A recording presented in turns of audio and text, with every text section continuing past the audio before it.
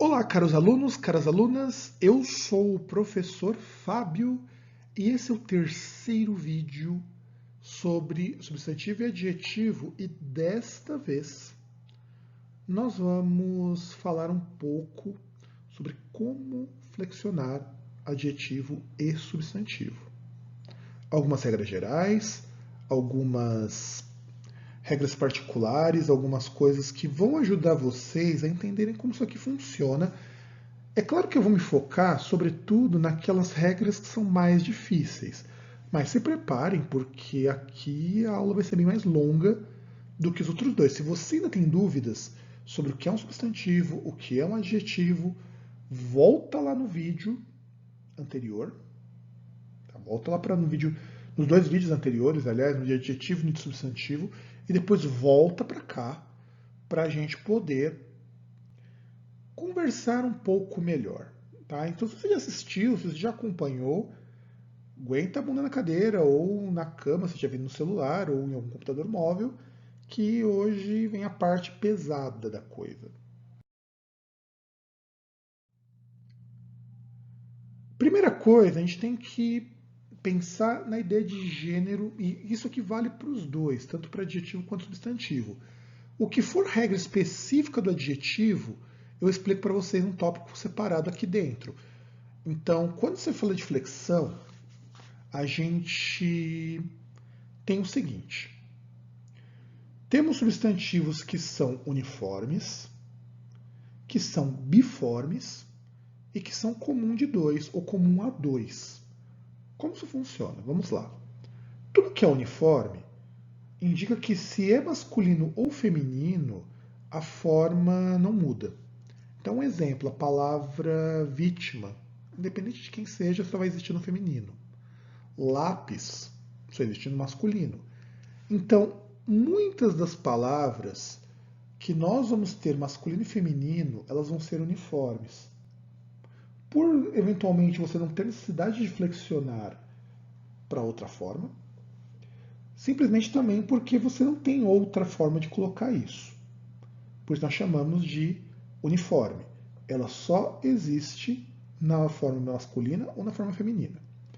Biforme é quando você tem seres do mesmo tipo e você precisa separar entre feminino e masculino. Então você vai ter uma forma masculina e uma forma feminina. E isso vai acontecer por processo derivacional. Eu expliquei no vídeo sobre substantivos, dentro do adjetivo sobre substantivos, que, por exemplo, homem e mulher não entra nessa categoria biforme, porque não acontece por processo de derivação. Ou pode ser comum de dois. Quando você tem uma palavra que ela é masculina ou ela é feminina, e o que vai determinar se ela é masculina ou feminina é o termo que vem antes. Muitas vezes uma preposição, um pronome, um adjetivo. Ele que vai me dizer se é palavra masculina ou feminina. Às vezes vai acontecer na comum de dois não ter nenhuma diferença eu falar de masculino e feminino. Pode acontecer que tenha diferença sim, no caso se os seres forem diferentes, e pode ser que eu utilizo isso de forma distinta, sem contar algumas coisas que são mais tradicionais. Então vamos ver como que fica isso com relação à flexão de gênero. Os termos que são uniformes mais comuns são bebê, pessoa, habitante, vítima, ouvinte, servente. Eu não coloquei todos, tem vários aqui. Aí vamos a algumas considerações. Eu ouço algumas mães chamando minha bebê, a bebê, quando a criança ali recém-nascida ou com poucos meses de vida é do sexo feminino. Aí vamos entrar num probleminha aqui. Na linguagem popular, não há problema de vocês usarem isso se as pessoas se entendem. Gramaticalmente falando, não é legal. Não existe a bebê, minha bebê, sua bebê, isso não existe, gramaticalmente falando. Mas se as pessoas utilizam, dane-se. Vocês podem utilizar na fala sem problema nenhum. Mas não escrevam assim em linguagem formal. É a mesma coisa quando a pessoa fala lá o meu pipa. Inclusive, meu pipa está erradíssimo, porque pipa não mudou o gênero da palavra. Se não mudasse o gênero da palavra, beleza, mas não muda. Então, bebê é sempre masculino, meu bebê, independente se for um menino ou se for uma menina. Pessoa, eu acho que pessoa não tem nenhum grande problema. Habitante, é sempre o habitante da cidade. A habitante não é utilizável e eu nunca ouvi ninguém usando isso na linguagem oral, embora seja possível. Criança é a mesma coisa. Criança é uma palavra feminina sempre, independente se for menino ou menina. Vítima, também, mesma coisa. Ouvinte. Ouvinte, a gente entende que ele é uniforme. Porém, tem gente que utiliza a ouvinte do programa, a ouvinte da aula. Isso é uma mudança linguística que ainda está em implementação. Pode ser que o ouvinte vire uma palavra comum de dois gêneros, quando digo ela é uma boa ouvinte? Pode, não tem problema nenhum. Mas por enquanto, na escrita formal, nós assumimos que é só o ouvinte. Então tome um pouco de cuidado com isso. E servente. Servente é só uma palavra que serve no masculino, o servente. Servente entra no mesmo caso quando a gente fala de masculino e feminino aqui. Só que aqui servente, ouvinte, a gente tem uma característica, e habitante também entra nisso em menor grau, porque são palavras que podem virar adjetivos. Principalmente servente. Servente vem do verbo servir. Embora o adjetivo seria servidor, mas servidor é um substantivo que se refere a um cargo. Então a gente pode utilizar a servente, ela era servente de limpeza, vai, ou ela era a servente da escola? Posso. Mas na gramática normativa não se usa ainda isso. Isso ainda não foi incorporado. E vamos a alguns exemplos. O bebê continua chorando. Não importa se é uma menina, se é um menino. Gramaticalmente, dentro da norma culta, utiliza-se isso. Se você quiser continuar falando a bebê, continua chorando, também não tem o menor problema, mas não escreva isso em contextos formais. Aí o biforme, menino joga futebol. Menino vai dar origem a uma outra palavra para designar feminino, que é a menina joga futebol. Então, quando a gente fala de biforme, a gente tem duas formas por derivação. Normalmente é você acrescentando a, mas isso pode mudar muito de palavra para palavra. A gente tem no caso, né, assim, para ficar um pouco mais fácil, normalmente palavras em português a gente deriva para a aquelas que são terminadas em o e vice-versa. Então, por exemplo, se eu quisesse transformar menina em menino, era só tirar o A e o O, porque O e A são vogais que identificam o gênero da palavra, ou vogais de marcação de gênero. Então, para a gente é muito simples, pelo menos para boa parte do nosso vocabulário, assumir quais palavras são femininas e quais palavras são masculinas. Agora, a comum de dois. Comum de dois, eu tenho que mudar alguma coisa que vem antes da palavra para eu saber se eu estou falando de alguém no masculino ou no feminino. A esportista se preparou para a próxima jogada. Então eu sei que é uma mulher, porque é a esportista. O esportista se preparou para a próxima jogada, ou seja, eu sei que é alguém do sexo masculino, ou no caso, uma palavra masculina.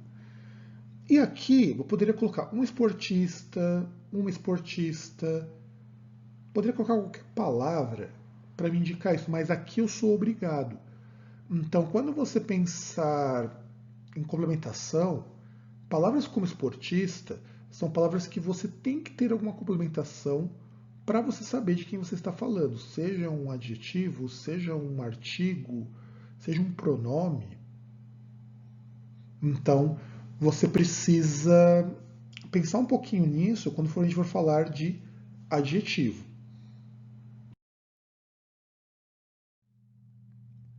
Agora vamos começar a colocar aqui, talvez, algumas coisas que muita gente não sabia. Todos os nomes de letra no nosso alfabeto são palavras masculinas. O A, o B, o C, o D, o E, o F, o W, não importa. Quando você vai dar nome às letras, são todos nomes masculinos. Se o nome for de uma letra que não for do nosso alfabeto, aí você pode muitas vezes dar um nome no feminino, como por exemplo o delta. Quer dizer, no caso vai ser masculino, o delta. Mas normalmente letra ela é masculina. Clã é o clã. O que eu também raramente vejo gente usando de outra forma. Agora, dó é de doer. Tem gente que fala, eu não tenho nenhuma dó. E aí nós temos aqui uma situação muito interessante para a gente analisar. Em português, a gente quase sempre tem que dó é uma palavra masculina. Aliás, palavras terminadas em ó. Só que dó as pessoas assumiram para o feminino. Então, tá errado falar não ter nenhuma dó? Não, não está. Por outro lado, quando a gente quando a gente escreve no português culto, a gente vai dar preferência à palavra dó no masculino. Então, não tenho nenhum dó, tenho pouco dó dessas pessoas. Então, a gente tem que pesar um pouquinho isso daqui. Então, não tenho nenhum dó, não tenho dó de ninguém. O eclipse, também eu acho que não há nenhum grande problema aqui. Formicida, que é aquilo que mata formiga, vindo de formiga, terminado em A, mas nós usamos o O. Grama, como unidade de peso. O que eu vejo muitas vezes usando no português popular é a grama, me vê 200 gramas, me vê 400 gramas. Não é isso que a gente utiliza no português culto. No português informal, se a pessoa entendeu que você queria 200 gramas, falando gramas, no feminino não tem problema nenhum. Mas tome cuidado porque medidas a gente sempre utiliza elas no masculino, centímetros, milímetros, quilos, hectoquilos, tudo isso daí é usado sempre no masculino. Unidades de medida são todas masculinas. Eu não coloquei aqui, mas todas as unidades de medida são masculinas também. Lança-perfume é o lança-perfume, porque aqui a gente entende com relação à palavra perfume, ela que dita qual que é o gênero. E saca-rolhas. Aí no caso é a primeira, o saca-rolhas. E aí palavras que são sempre femininas, vocês vão ver no próximo conjunto de palavras. Muita gente fala o alface. Não, é a alface. Mais uma vez eu ressalto. Vocês podem utilizar na fala sem problema nenhum, mas cuidado quando forem escrever. A cal. Muita gente também fala o cal, que é aquele pó calcário. Então é a cal. Cólera, no sentido de ira, no sentido de ímpeto, no sentido de raiva muito extrema, é a cólera. Faringe é a faringe. A libido. Tem gente que fala o libido. E isso, assim, mais uma vez, ressalto que no português culto ainda não foi bem absorvido. Então, quando você diz assim, eu tenho minha libido baixa ou alta, tá correto. Agora, meu libido, tente mudar um pouco isso. E você não sabe o que é libido? Libido é a mesma coisa que desejo sexual. Muitas vezes as pessoas não sabem, podem perguntar, eu já digo agora, é desejo sexual. Mousse, também pessoal muitas vezes fala o mousse. Ou mousse de limão, ou mousse de maracujá, ou mousse de chocolate.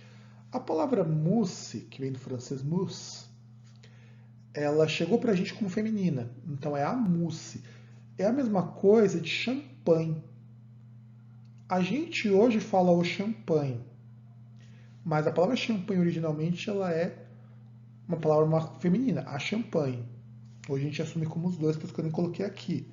Sentinela é a sentinela. Só que a gente às vezes vê por conta de traduções lá, tipo em desenho animado, ou mesmo com aquela revista chamada O Sentinela, mas isso no português não tem muita correlação. Sentinela, por ser uma posição, você mantém sempre no mesmo gênero, no caso, o gênero feminino. E nomes terminados em gen, em português, vão ser sempre femininos. Por exemplo, ferrugem, a ferrugem. Só que nós temos uma exceção aqui. Personagem. Personagem pode ser feminino ou pode ser masculino. E aqui vamos comprar briga um pouco com algumas pessoas mais tradicionalistas. Muito livro, muita gramática e muito professor tradicionalista vai utilizar sempre o termo a personagem, as personagens, porque em latim, personagem significa persona. E persona deu origem à palavra pessoa. E pessoa é a palavra feminina. Você não fala o pessoa. Porém, no português, a gente adquiriu uma característica muito própria para a palavra personagem, porque personagem se refere à atuação de alguém ou a um tipo de construto imaginário. Então, por exemplo, se eu tenho um personagem que ele pertence ao sexo masculino, eu vou falar o personagem. E se eu pegar uma personagem do sexo feminino, eu vou falar a personagem. E aqui a gramática te dá suporte. Você pode escrever o personagem ou pode escrever a personagem, que estão corretos. Estão extremamente corretos. O VoIP, que é o vocabulário ortográfico da língua portuguesa, ele já aceita as duas formas. Então, se no vocabulário oficial já está aceito, então pode mandar bala em escrita acadêmica, em escrita formal, que você não vai cometer nenhum erro. Se você utilizar a personagem também para se referir a personagens do sexo feminino ou masculino, também não tem diferença nenhuma. Aceita-se. Mas você pode também já diferenciar se não tiver nenhum problema para você. E eu acho que é mais fácil de lembrar também. Tratar personagem como uma palavra comum. Só que lembre-se que, exceto por personagem, qualquer palavra em português terminada em gen, ela será sempre feminina. Malandragem é a malandragem. Se eu pensar, por exemplo, agora me fugiu à memória alguns exemplos com gen, mas pensem que com gen, com exceção de personagem, vão ser palavras femininas. E como se não bastasse, em português, eu tenho palavras que podem ser os dois. Por exemplo, avestruz. Pode ser o avestruz ou a avestruz.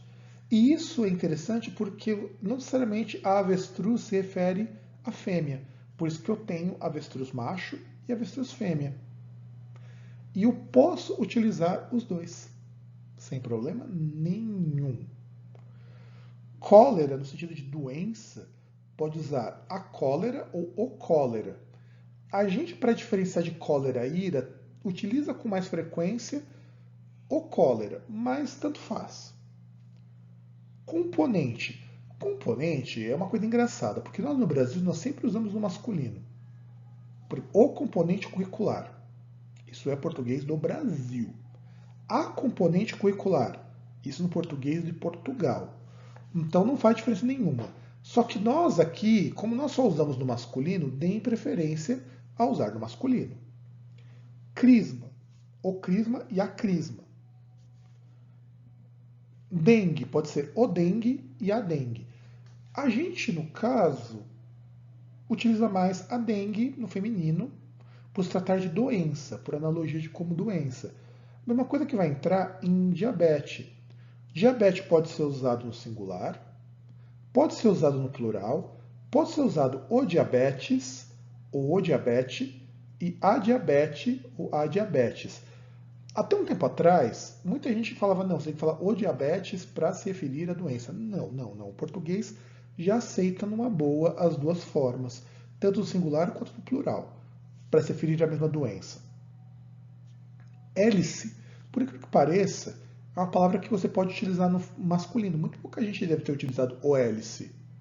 O hélice quebrou. Mas você pode utilizar sem problema nenhum. A hélice é mais frequente. Então, fique com o que vocês acharem mais confortável. Íris. É a íris, que nós usamos mais, ou o íris, que é aquela parte do olho onde fica, que é responsável por processar a luz e tudo mais. Antes da pupila. Laringe. Pode ser o laringe ou a laringe. Nós usamos mais a laringe. Personagem, que eu expliquei ali atrás. Sabiá. O sabiá entra no mesmo caso de avestruz. Eu posso falar o sabiá ou a sabiá. Mas, mais uma vez, nós temos uma preferência maior pelo masculino. Quando você tem lá a canção do exílio, que fala onde canta o sabiá. Você dificilmente vai ver alguém falar sabiá no feminino. E lembrando que o sabiá e a sabiá se referem tanto a masculino quanto a feminino em termos de sexo.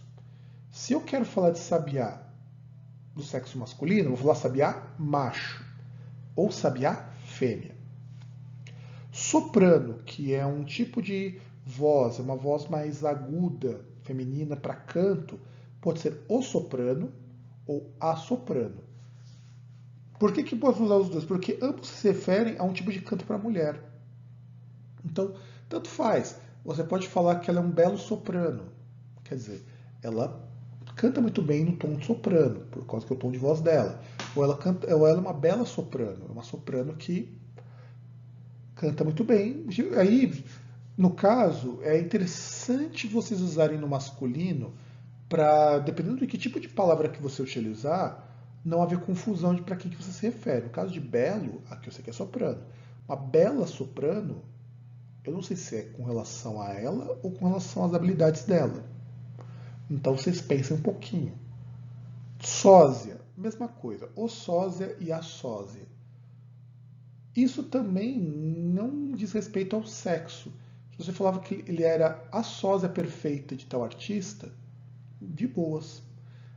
Tem gente que prefere utilizar o sósia para falar de homem, a sósia para falar de mulher, mas não faz diferença nenhuma. Na prática, tanto faz qual você usar. E suéter, o suéter e a suéter. Mas a gente dificilmente vai falar a suéter, então fique com o suéter aqui para vocês, que é sweater, que é aquilo que faz suar em inglês.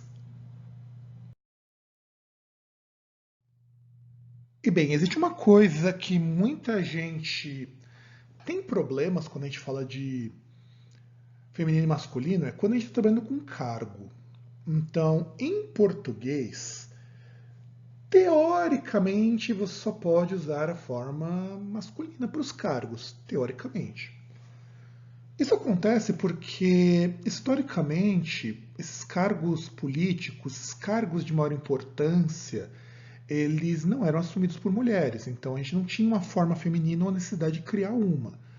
Porém, quando a gente começa a ter uma mudança social, alguns desses cargos começam a ter uma versão feminina.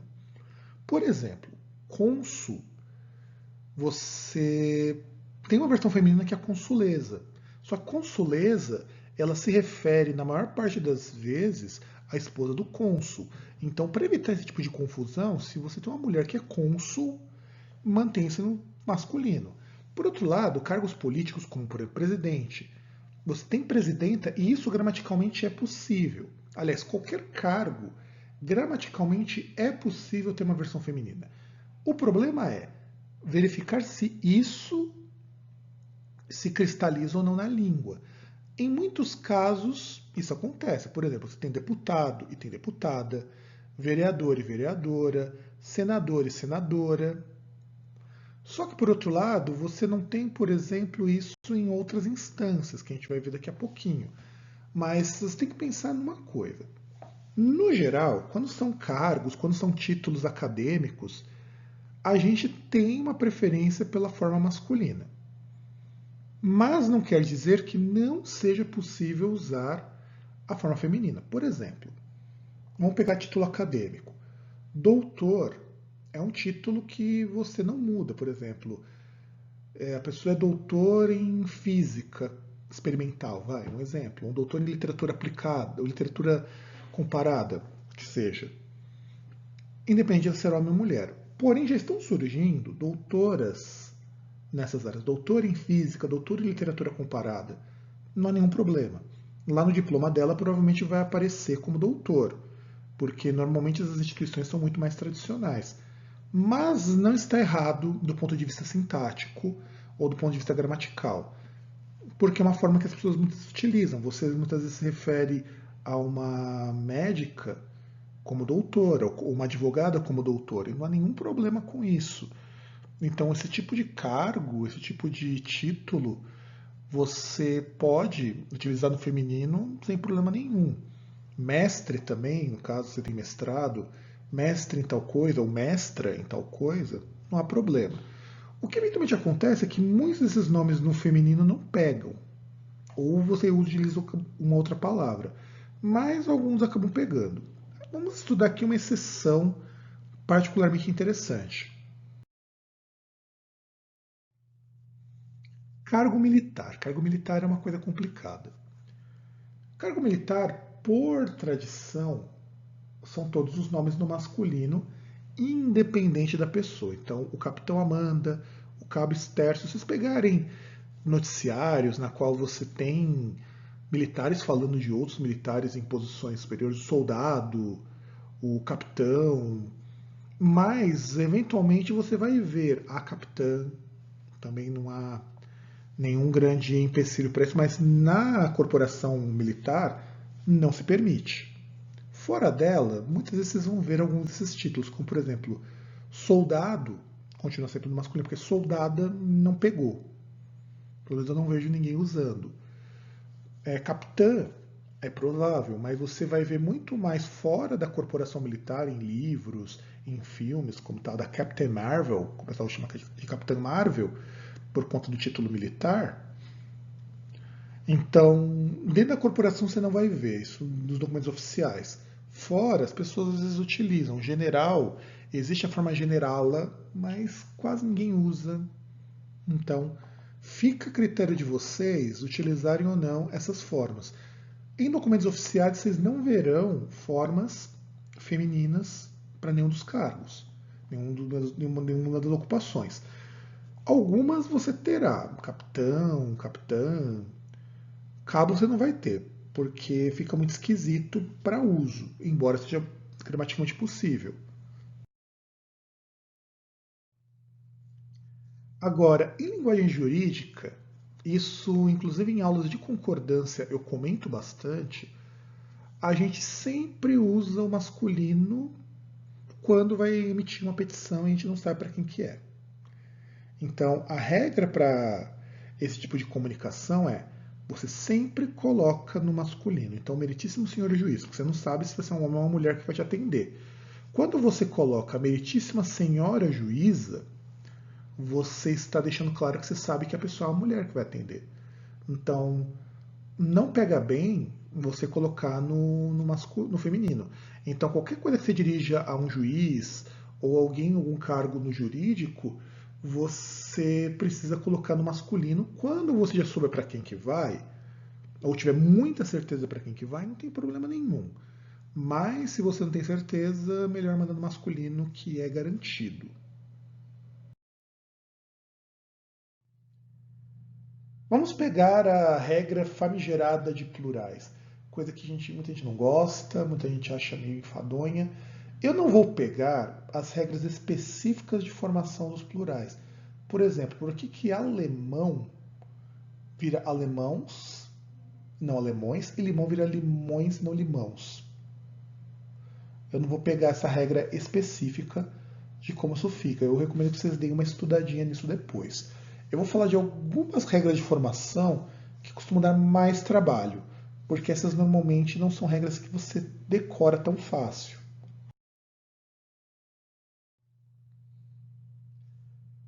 Bom, quando a gente fala de substantivos, os substantivos geralmente eles designam um ser ou um coletivo de ser. Então aqui temos uns exemplos. Criança, homem, pão, amizade, papelzinho, água marinha, cardume, ramalhete e legião. Ou seja, ele designa um. Normalmente o substantivo base é assim. adjetivo também. Quando a gente fala de plural, os plurais são terminados em S. Isso é super importante. Exceto por algumas palavras que a gente pegou do latim, elas são em grupos de seres, então vão ser colocados. Aí você vai ter regras específicas. Pão vira pães, legião vira legiões, mas final em S. Então não esqueçam plural, final em S na maioria das palavras. Essa se torna a regra geral. Vocês vão acrescentar S ou qualquer coisa que tenha S no final para você formar um plural de alguma palavra. Essa é uma regra super importante para a gente poder colocar aqui com relação aos plurais, alguma coisa do tipo. E aí as regras, para a gente colocar aqui, exemplificar a regra geral, café vira cafés no plural. Então, se você tem alguma dificuldade, algum problema com formação de plural, eu acho que é interessante você dar uma estudada nas terminações, porque isso dá um pouquinho de trabalho para muita gente. E é meio decoreba, é meio chatinho de falar, não é o objetivo desse vídeo mostrar explicitamente a estrutura esmiuçada, porque isso é uma coisa que você vai precisar estudar um pouco mais a fundo. E esse vídeo já está muito longo sem isso. Se for necessário, até posso explicar alguns casos, algumas ocorrências num vídeo separado, mas aqui é para vocês saberem que, no geral, a gente coloca S. Então, de alguma, ou no geral não, todos os plurais em português, com exceção de algumas poucas palavras, têm final S no plural. O que eu quero chamar a atenção é plural de palavra composta. Isso é o que dá muito problema para as pessoas. Por exemplo, se eu pego uma palavra como água viva, será que eu chamo de águas vivas? Água vivas? Águas viva? Como que eu faço isso? Então, aqui, onde a gente tem muito mais gente com dificuldade, é quando eu tenho palavra composta. E aí tem uma regrinha básica. Se a palavra composta não é separada por hífen, utiliza qualquer regra de plural. Então, girassol vira girassóis. Isso não tem problema. Por quê? Quando você não tem o hífen separando, você já deixa claro que aquilo tudo se fundiu numa palavra só. Agora, quando essa palavra precisa ser separada por hífen, é onde começam as regras que nós vamos ver aqui. Se ambos os termos forem substantivos, você pode escolher qualquer um deles para ir para o plural. Ou você pode colocar o primeiro, ou você pode colocar os dois. Não me coloca o segundo somente. Então, minha mãe comprou muitas couves-flor. Ou minha mãe comprou muitas couves-flores. E assim, eu acho que é muito mais fácil o primeiro caso vocês utilizarem do que o segundo. Porque muitos dos plurais que vocês vão ver, a regra maior é ir o primeiro elemento. Então, couves-flor parece menos estranho do que couves-flores, mas pode usar qualquer um deles sem problema nenhum. Veja, couve e flor são dois substantivos separados por hífen. Que nem, por exemplo, couve-manteiga, couves-manteiga ou couves-manteigas. Pode ser qualquer um que você pode utilizar nesse caso de serem compostos. Agora vamos complicar um pouquinho. Se você tiver um substantivo adjetivo, um adjetivo mais substantivo, ou um numeral mais substantivo, você obrigatoriamente flexiona os dois. É aqui que começa a ficar interessante. Então, por exemplo, quando eu disse assim, água viva, qual seria o plural correto de água viva? Pensa um pouquinho, eu vou dar uns 15 segundos para vocês pensarem.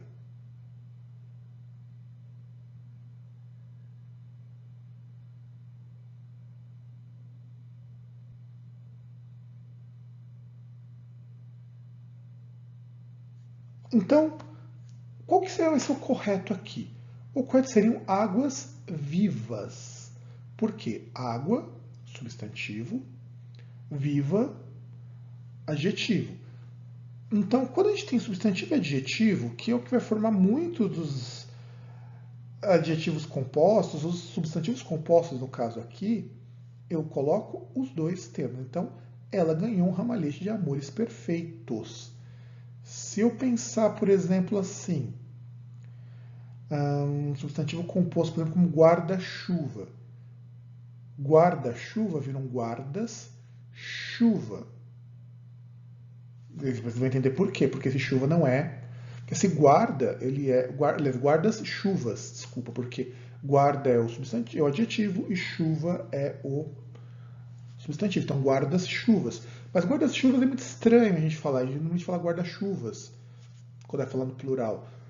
O que vocês têm que entender de plural aqui é que esses plurais são plurais do ponto de vista normativo.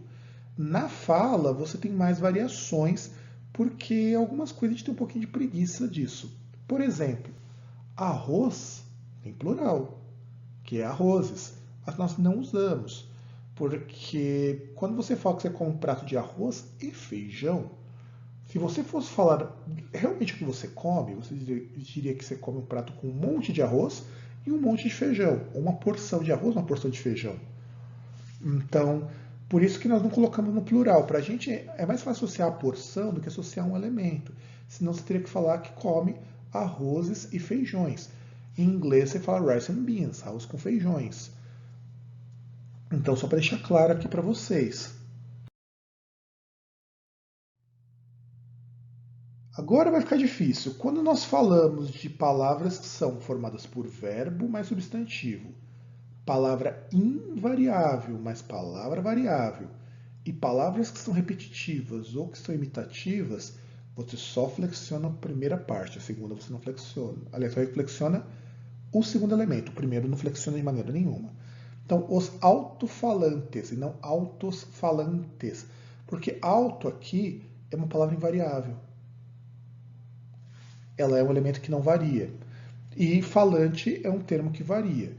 Aí, no caso, o que são os elementos não variantes? Os advérbios, principalmente, são elementos que não variam.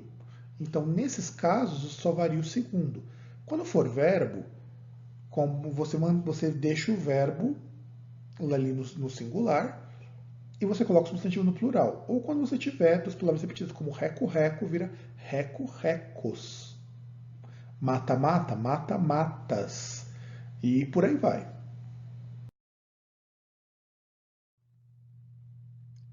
Agora, quando você tem uma parte que é formada por substantivo, uma preposição que ela é clara, mais substantivo, uma preposição oculta, mais substantivo, você flexiona apenas o primeiro. Se no outro você flexionava o segundo, aqui você flexiona apenas o primeiro. Então ganhei uns frascos de água de colônia. No caso, o que é preposição clara, preposição oculta? Preposição oculta acontece às vezes que você sabe que ali caberia uma preposição, mas a gente não usa ela.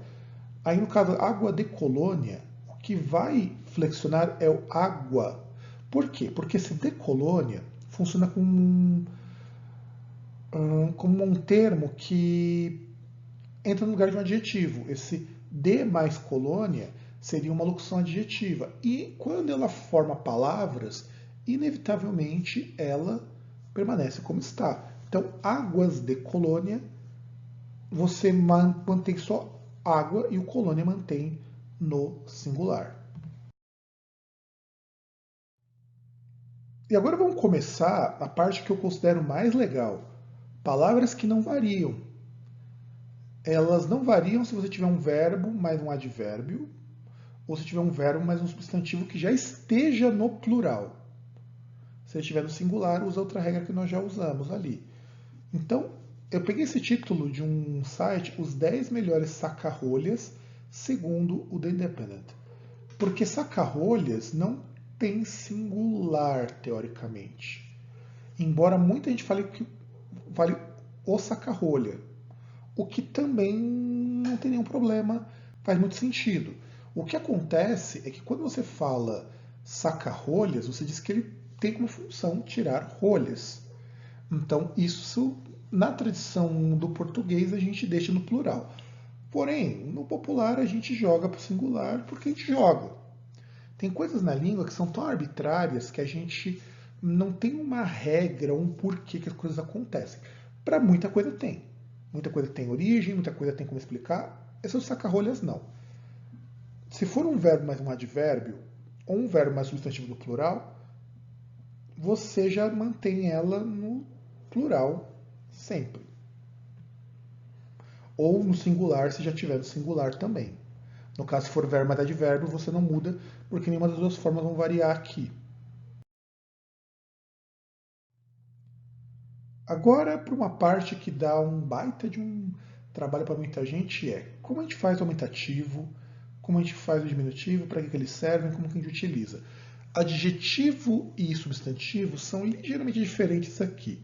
No caso do plural, eles não mudam muito. Se for adjetivo, adjetivo, você flexiona os dois, por exemplo, e o resto se mantém como vocês viram ali. Quando você tem um significado de palavras que pode ser reduzido ou pode ser amplificado por meio de sufixação, você tem um que chamamos de aumentativo ou diminutivo, que a gente pode chamar também de grau. Então, quando você pega, por exemplo, pequenino, você está utilizando um sufixo de diminuição, sufixo derivacional de grau diminutivo. E aí temos duas divisões. Ou vai ser um superlativo, um grau de aumentar. Superlativo, na verdade, é adjetivo. Ele vai ser sintético ou ele vai ser analítico. O grau de substantivo ele ser sintético ou analítico é super importante, porque no adjetivo muda um pouquinho como isso aqui funciona, inclusive ele fica maior. Então, quando você tem sintético, você cria por meio de sufixação, ou seja, você acrescenta uma palavrinha, um trechinho no final da palavra com pequeno ou pequenininho. Ou você pega, por exemplo, para nomes, que a pessoa chama Marcos vira Marcão. Isso é o aumentativo, ou Marquinhos, no caso do diminutivo. No analítico, você utiliza um adjetivo. Então você vai ter uma construção um pouco maior. Isso atende a propósitos ligeiramente diferentes. Então vamos ver aqui alguns exemplos. No sintético, você utiliza inho, zinho, itu, uco, ão, ona, aço, ou aça e arra. Me vê um cafezinho? Aquele jovem tinha um narigão. Então, a gente utiliza muito ito também nesse ponto aqui. Ele era um homenzito, muito arrogante. Então, essas terminações, esses sufixos, inho, zinho, itu, ko, ão, ona, aço, arra, todos eles são indicativos de grau sintético. Ou seja, você muda o finalzinho da palavra. No analítico, você precisa de um adjetivo que te indique isso. Eu coloquei aqui 3 sugestões, mas vocês têm uma porrada de adjetivos que podem ser utilizados. Haroldo era um grande sujeito, íntegro e honesto. Então, esse grande quer dizer que está no aumentativo. Poderia ser muito íntegro e muito honesto, também poderia ser. Esse muito, muita também dá esse grau de superlativo. Muito, pouco. Qual que é a diferença de eu dizer, por exemplo, que ele era um sujeitíssimo, que seria no grau aumentativo? A gente não teria um mesmo sentido, seria muito estranho, uma vez que isso aqui é um predicativo do sujeito. Havia dúvidas enormes a respeito do tema do trabalho. Então quer dizer que as dúvidas eram muito grandes, dúvidas gigantescas, haviam poucas dúvidas. Havia dúvida nenhuma, embora nenhuma ele não é exatamente um grau aqui. Aquele minúsculo ser foi capaz de tantas mortes. Então notem que essas palavras aqui, elas todas estão indicando grau. E é o que nós mais usamos. A gente não utiliza muito o grau aumentativo ou diminutivo sintético, a não ser numa situação que é típica do português brasileiro, inclusive que eu vou comentar com vocês agora, que é o seguinte. Nós temos uso afetivo. E o uso afetivo é uma das coisas mais legais, mais gostosas do português e que isso dá trabalho para estrangeiro aprender. Muito estrangeiro não entende que o nosso diminutivo, em muitos casos, ele tem valor afetivo e não valor de diminuição e valor de aumento. Então, por exemplo, quando você fala assim, aquelezinho ali, a gente utiliza isso muito para desprezo, aquele homenzinho, aquela mulherzinha, isso é coisa de mulherzinha. É para utilizar como pejorativo, não coisa de uma mulher muito pequena. A gente utiliza muito isso, bonitinho, bonitinha, isso também entra para os adjetivos, gracinha, fofinho, tudo isso é uso afetivo. Pode ser que você mostre afetividade de fato, pode ser que você demonstre um desprezo muito grande por aquilo, algo que você aprova, que você acha legal. Então, a gente utiliza muito esses graus para expressar sentimentos. Então, quando você diz que ele é um homão, quer dizer, não quer dizer que ele é um homem grande. Às vezes até pode querer dizer. Mas você utiliza muito isso para exaltar uma figura. Ele é grandão. Olha como a gente utiliza com afetividade aqui. Ou você pode dizer o seguinte, poxa, isso aqui é grandinho, hein? Quer dizer, aquilo dá trabalho, aquilo é o que não é tão fácil. Então, em português do Brasil, os diminutivos e os aumentativos a gente utiliza de forma afetuosa para expressar algumas coisas. E esse é o tipo de situação que a gramática normativa não prevê. Assim, não está errado você escrever sobre isso, inclusive utilizar isso durante a escrita. Pode ser utilizado porque, como a gente tem muitas questões das figuras de linguagem, então não há grandes problemas aqui com isso. Pelo menos eu não vejo esse tipo de coisa.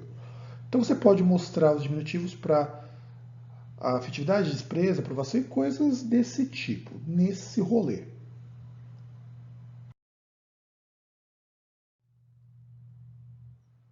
Agora vamos aos adjetivos, porque os adjetivos têm algumas regras próprias. Ele pode ter a ideia de adjetivo positivo, ou comparativo, ou superlativo. Em português, a gente tem essas coisas também nos substantivos. Porém, o substantivo, quando nós trabalhamos com graus, o grau no substantivo não tem o mesmo valor que tem no adjetivo. No adjetivo, o aumentativo ou o diminutivo serve para você fazer comparação, para você trazer o superlativo ou para você falar de aspectos maiores. Então, o aspecto positivo é aquele carro é caro, ou um carro caro. Porque positivo a gente está afirmando coisas. Por exemplo, ele é um bom homem. Então, isso nós chamamos de aspecto positivo. Por quê? Porque você utiliza o adjetivo normalmente. Você utiliza o adjetivo para você reduzir, para você mostrar uma simplificação, uma explicação não, uma restrição de significado.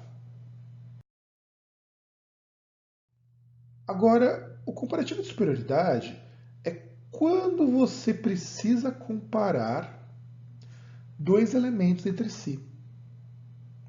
Quando eu digo aquele carro é o mais caro, ele é mais caro que os outros. Quer dizer, eu tenho vários carros ali no mesmo lugar. Um deles é mais caro. Então, ele é mais caro que os outros carros que eu estou comparando. Então, esse o mais, esse é mais, é maior, são os termos que nós usamos com mais frequência para fazer o comparativo de superioridade. É qualquer coisa que o adjetivo demonstre que ele é superior. O de inferioridade vai pelo outro caminho. Aquele carro é menos caro que os outros, ou você pode dizer mais barato também. É claro que semanticamente nós temos diferença de sentido, nós não estamos analisando em termos de produção de sentido ainda. Mas pensem numa coisa, a gente dificilmente utiliza o menos caro para referir a alguma coisa que é barata. Então, quando eu digo aquele carro é mais barato que os outros, é mais comum de eu usar nas situações na qual o preço realmente seja vantajoso do que se eu utilizar aquele carro é menos caro que os outros. Ou a gente entra também no eufemismo. Então, por exemplo, quando eu digo assim, ele é menos alto que o meu irmão, é uma forma mais sarcástica de eu dizer que ele é mais baixo. Então, às vezes, você escolher esses de inferioridade para adjetivos que são propositadamente positivos gera esse efeito. Isso é uma coisa que muitas vezes a gente explora. Então, de repente, você diz assim: ele é menos inteligente que os outros alunos da turma. Isso é uma forma de você não dizer que o cara é burro. Então, atenuar o discurso, muitas vezes você vai utilizar esse menos e mais para você atenuar ou para você amplificar. Você vai dizer, ele é mais burro que os outros. Aí depois fala, não, ele é menos inteligente. Aí você diz a mesma coisa, só que com uma forma mais atenuada. Então, você utilizar um mais, no caso de superioridade, com um adjetivo negativo, você cria um adjetivo negativo muito maior. Com o de inferioridade, quando você pega uma coisa que é positiva com de inferioridade, você reduz o impacto desse discurso. E o de igualdade é tão caro quanto. Então, aquele carro é tão caro quanto os outros. O tanto quanto, tão que. Tem uma série de palavras que você vai utilizar para igualdade aqui. Então, nós temos três tipos de adjetivos aqui, fora o positivo: o de igualdade, o de inferioridade e o de superioridade. E os dois lá de igualdade e inferioridade são intercambiáveis. Dependendo de qual for a palavra que você utilizar, você pode utilizar por antônimos, que funciona muito bem. O de igualdade é você equipara todos no mesmo patamar. Agora, quando a gente vai pensar aqui no superlativo, nós vamos ter o seguinte. O superlativo, ele é dividido em dois. Ou ele é absoluto ou ele é relativo. Então, o superlativo absoluto é aquele que é terminado em íssimo, ílimo e érrimo. Então eu digo, este é um homem fortíssimo. O que é o que superlativo diz? Eu estou dizendo que ele tem muita força. E eu não estou comparando com ninguém, eu estou fazendo uma acepção para ele mesmo. Então eu estou dizendo que ele é íssimo, ílimo e érrimo. Então ele é fortíssimo, aquela mulher é fortíssima, aquele rapaz é velocíssimo. Então você tem esses três sufixos para poder colocar no superlativo absoluto. Ele é chamado absoluto justamente por isso, porque ele não utiliza nada além do sufixo para construir. E a gente utiliza muito pouco, por incrível que pareça, pelo menos na fala cotidiana. Aí um segundo exemplo, esta é uma mulher elegantérrima. Então, quando a gente está falando de superlativo absoluto, a gente vai encontrar muito em texto formal, a gente vai encontrar muito em texto antigo, e isso é legal que vocês também comecem a praticar. No lugar de vocês colocarem só ele é muito bom, poderia colocar boníssimo. Isso já reduz um pouco o uso de muito, muita, mais. Então é legal que vocês comecem a utilizar isso pelo menos na escrita. Eu não digo nem tanto na fala. Porque na fala para nós no português brasileiro, do contrário do português lusitano, parece muito feio essas pronúncias todas. É que nem você fazer o fator de próclise. Você falar dê-me um copo d'água, para a gente é muito mais difícil. Agora, o analítico, ele vai ser um advérbio, na maior parte das vezes, e um adjetivo. Ele é extremamente forte. Ou ele é fortíssimo. Tanto faz qual vocês utilizarem.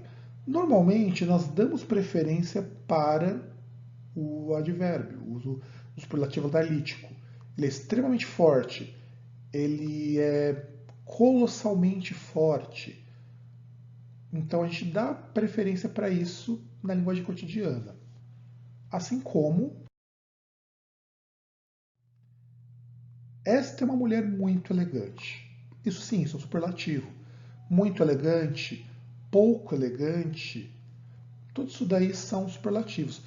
E o superlativo ele é legal porque o analítico, pelo menos, é aquele tipo de coisa que nós temos mais contato e temos pouquíssima dificuldade. Então vocês podem usar numa boa, sem problema nenhum, isso aqui faz parte do português formal. Não há grandes empecilhos aqui. Agora, nossa questão maior é com os relativos. O relativo ele é um superlativo de comparação. Só que para que ele serve? Eu comparo um com relação ao resto.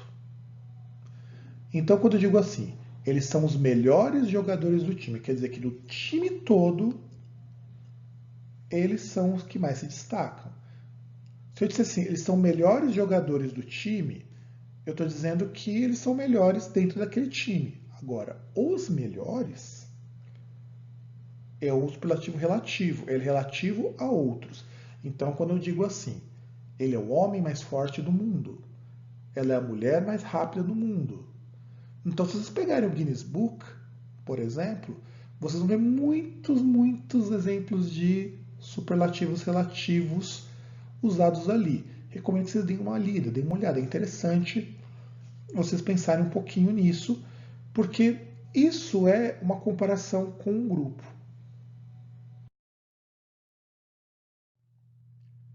Agora, alguns casos que merecem comentários.